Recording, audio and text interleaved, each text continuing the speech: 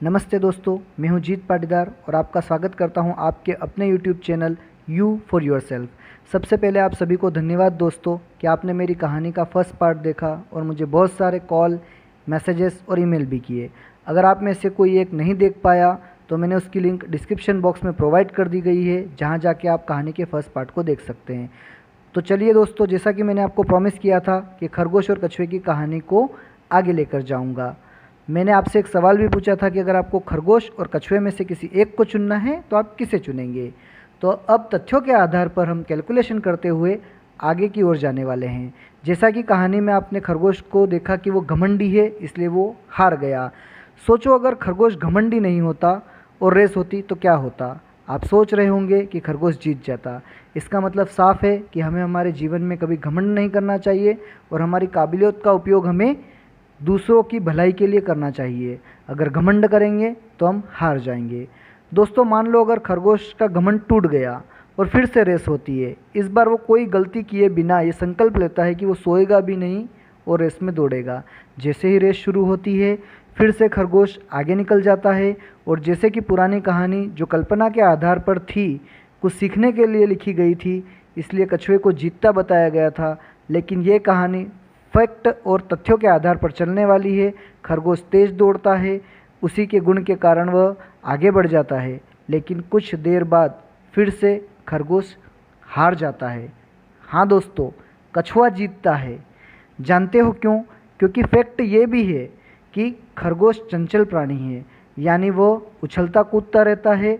इसीलिए वो सीधा रेस में न भागते हुए दिशाहीन हो जाता है और उछलते कूदते हुए वो रेस से बाहर हो जाता है। कछुआ धीरे ही सही लेकिन सही दिशा में दौड़ता रहता है, रेस में बना रहता है और वो आखिरी में जीत को हासिल करता है। तो हम इससे यह सीखते हैं दोस्तों कि आप में तेज़ी से आगे बढ़ने का गुण हो, लेकिन आपके पास सही दिशा, सही मार्गदर्शन न हो तो आप आपकी मंजिल पर नहीं पहुंच पाएंगे।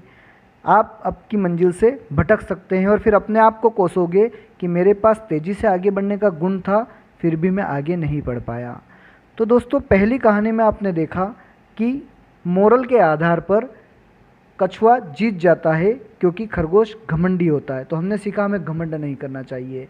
दूसरी कहानी में हम बता रहे हैं कि खरगोश इसलिए हार गया कि वो उसका ही एक नेचर जिसमें वो उछलता कूदता रहता है और दिशाहीन रहता है, लेकिन कछुआ फोकस रहता है। तो हमें तेज़ी के साथ साथ जीवन में फोकस भी होना चाहिए। इसलिए अपने एक गोल को फिक्स करो, उस पर फोकस रहो और अपनी जी जान लगा दो, आपको सफलता ज़रूर मिलेगी। दोस्तों, कहानी यहाँ ख़त्म नहीं होती है।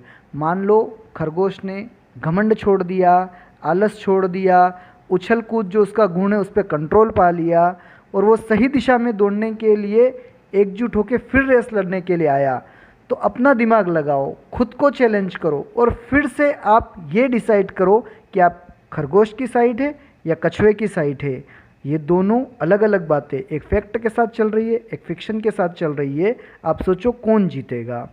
तो प्लीज़ दोस्तों, मेरे इस YouTube चैनल को सब्सक्राइब करो, बेल आइकन को भी प्रेस करो, जिससे आपको कहानी का आने वाला वीडियो का अपडेट मिलता रहे। और इस कहानी में आगे क्या होगा हम अगले पार्ट में बताएंगे। वीडियो देखने के लिए और सब्सक्राइब करने के लिए धन्यवाद दोस्तों। जय हिंद।